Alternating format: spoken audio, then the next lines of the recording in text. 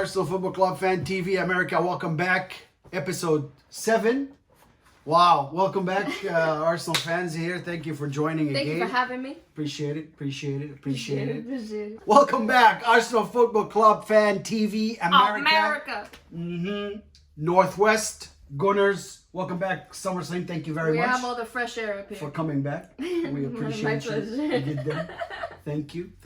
Very faithful Arsenal fan. Woke up today. You woke But up I at went 4:30. right back to sleep. Oh, yeah. Let's talk about that. She went right back to sleep. That's very disheartening because she wake up the first minute. We played Aston Villa earlier today.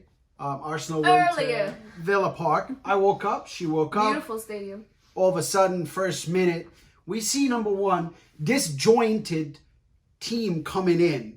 The goalkeeper, Matt Ryan, was in the bathroom or something. I don't know what happened. He was doing, taking a break. He was doing something. He was late, Somebody was basically. waiting for him. Yeah. And then he comes in, and the first touch, he picked up the ball from his own net. From the net. Hey, listen, he showed a tremendous talent afterwards. Well, Cedric gave the ball away, first minute 27. And then he's trying to pass it back to Gabriel. Wasn't ready. Why? Because Cedric is not a natural left back. Absolutely. So he's in the wrong position. So he taps the ball. He did not really pass it. Here it is. Comes in. Here it Aston is. Villa. And here it is, the ongoing problem in Arsenal. He doesn't know how to use his players. Why is Cedric over there?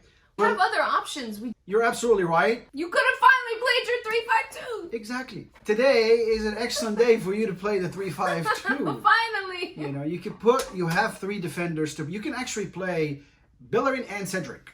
Because you can play Cedric right back. Absolutely. And then in the middle, Rob Holding. On your left is Gabriel.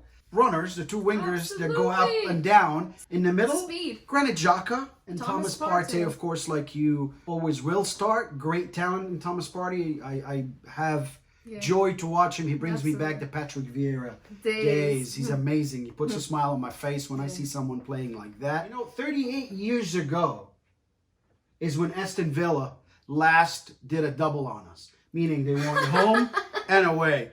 It's repetitive. If you watched all 6 prior episodes, and we started the show December of 2020, since then we've been talking about Mikel Arteta, the way he is managing the club, if he is managing the club. He's green. If you can call it that, yeah. He's green. He's green. He doesn't know what he's doing. And that's not, a football club that you try to become a better manager. But we said all this before. It's so annoying. Why is he still there when Frank Lampard, whose Chelsea is doing better than Arsenal, We just is said gone? that. We talked about Frank Lampard and Chelsea. We just talked about that. The last episode when your first episode.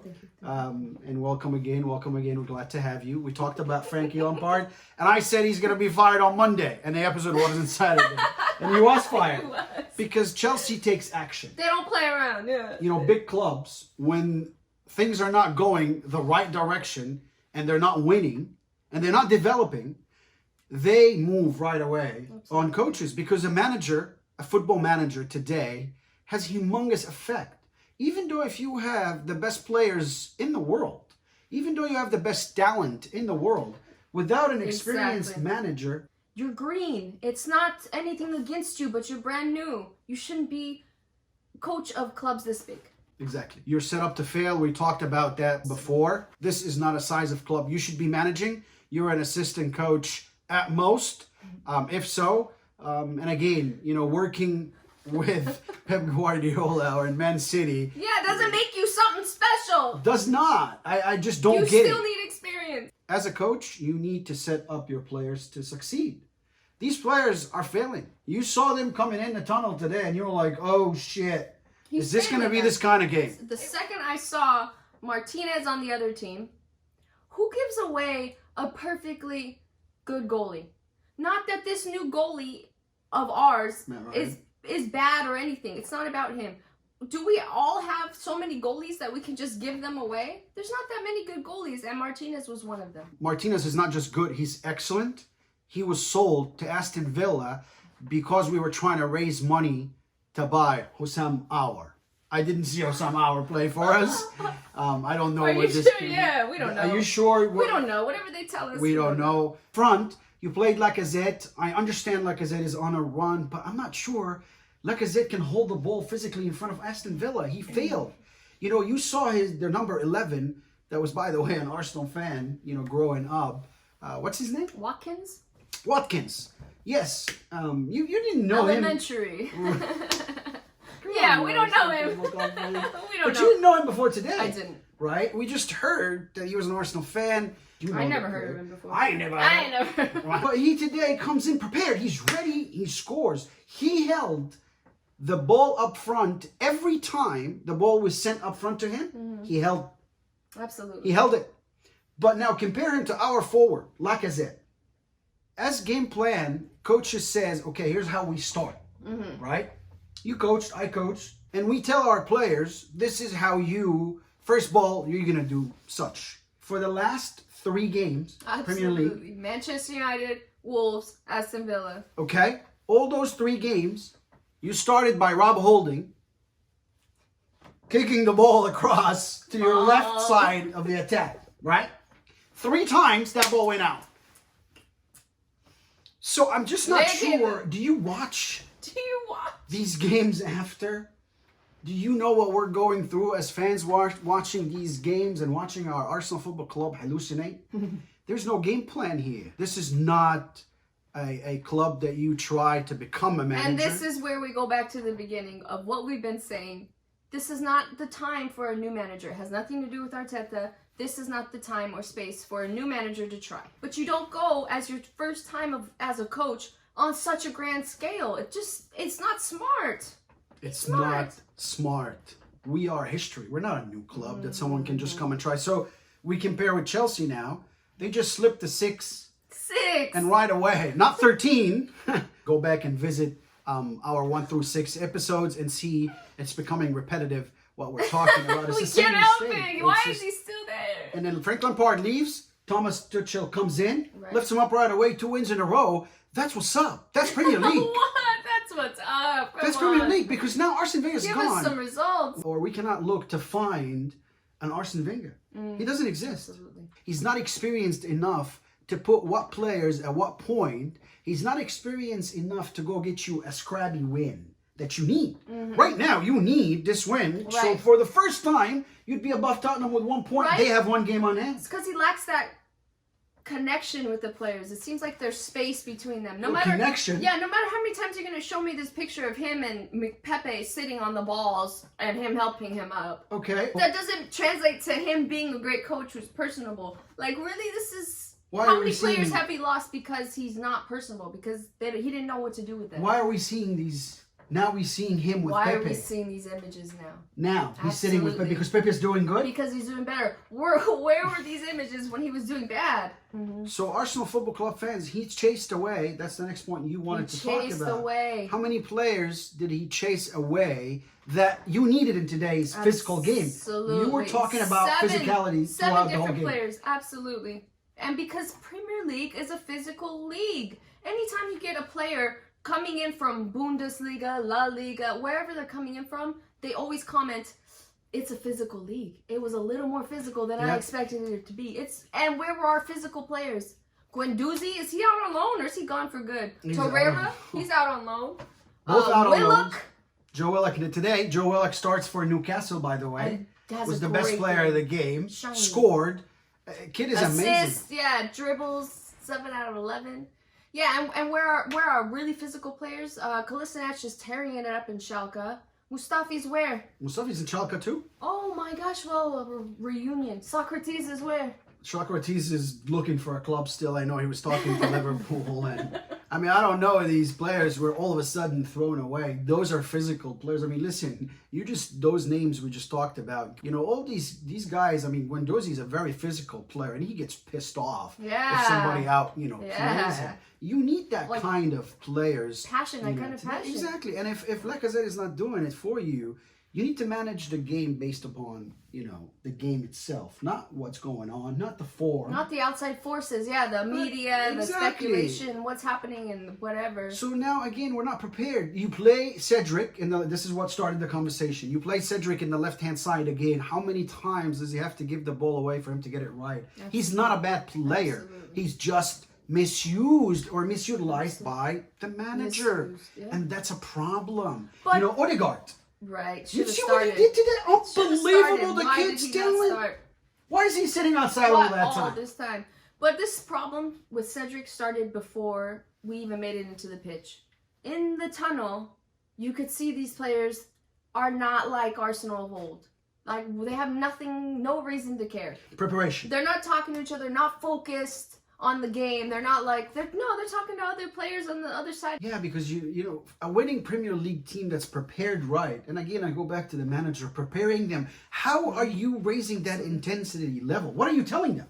Listen, we need to see a unit, not individual players. At least stay in formation, in line, look serious. I'm ready for the game today. That's It's the what. very least. I mean, my gosh. But don't be all over the place. We're waiting for our goalkeeper to come in. And then the first 2 minutes, man, you get scored on. I mean, come on.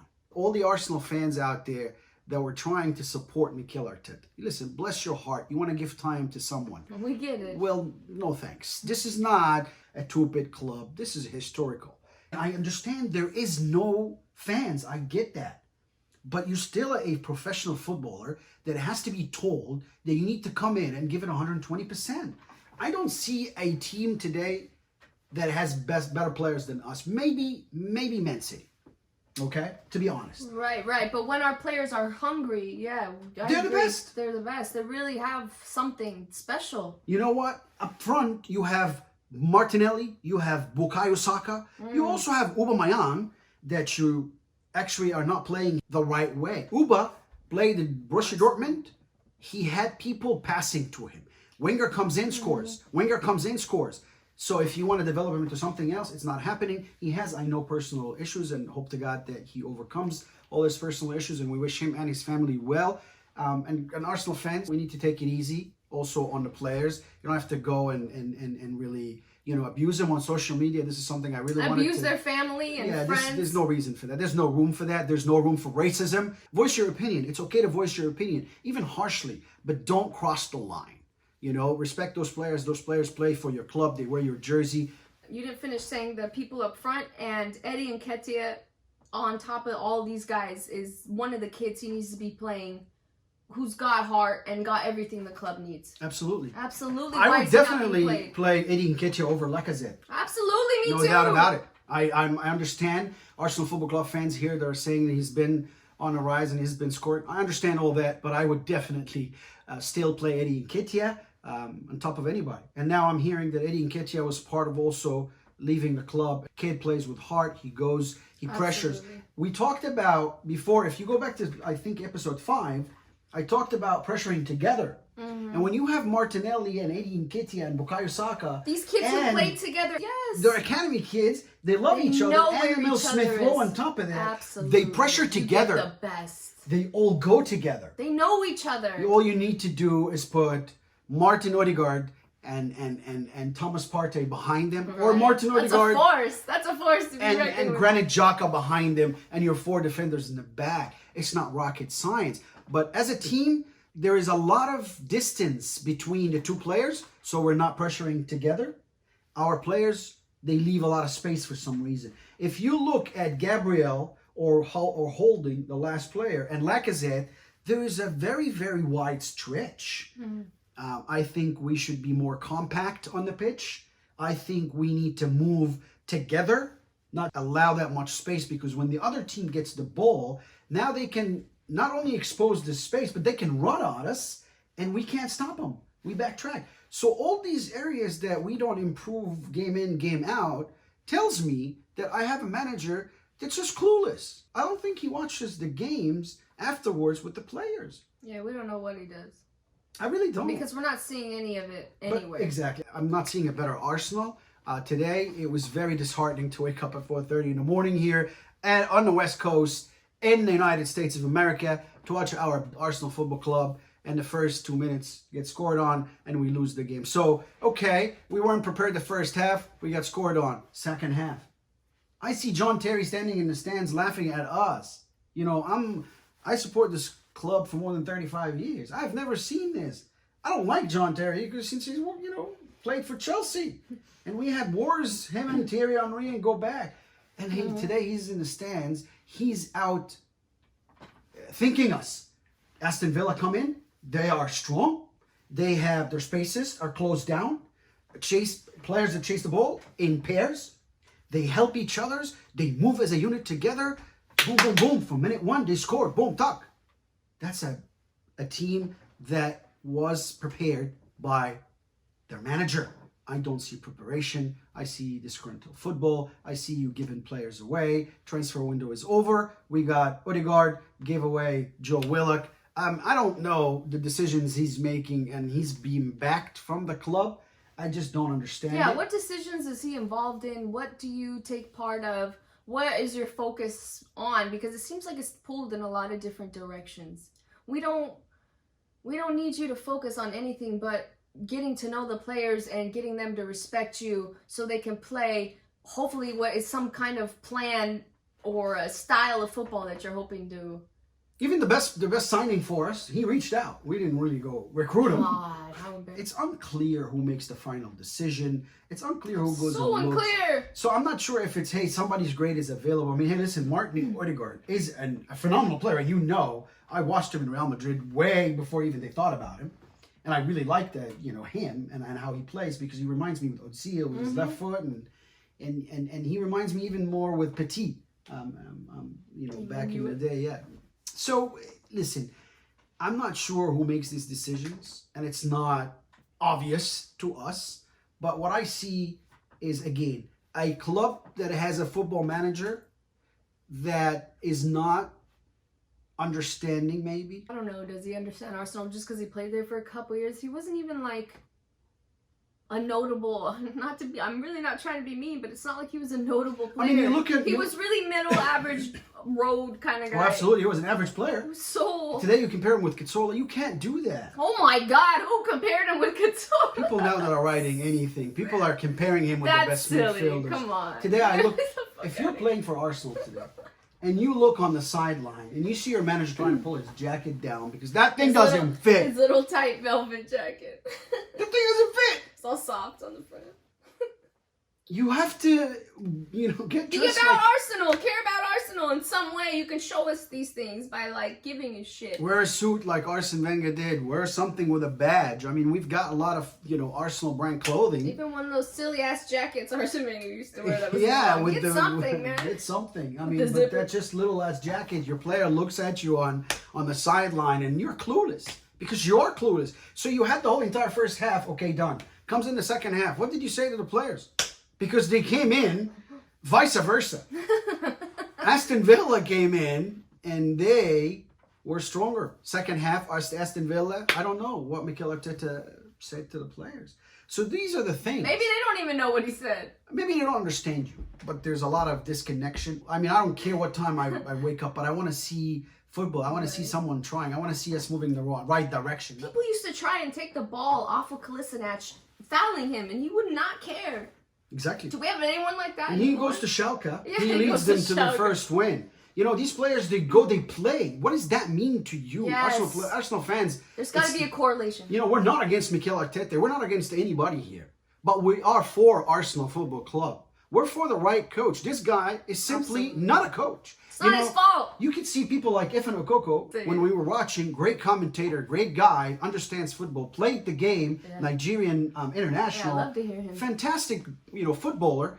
And he talks about how green Mikel Arteta is. Arsenal Football Club does not have the word green manager affiliated with. It shouldn't. We're historical. Really so you can go to Miami football club or something, or somebody in America here, and then try yourself. But he's not acceptable. Now we compare it with Chelsea. Right, absolutely. What happened? They moved Thomas Tuchel from Paris Saint-Germain. The ex-manager became a manager in Chelsea. He's winning. He just won against Tottenham. He won 2 in a row. He's now changing things. We can see Chelsea play.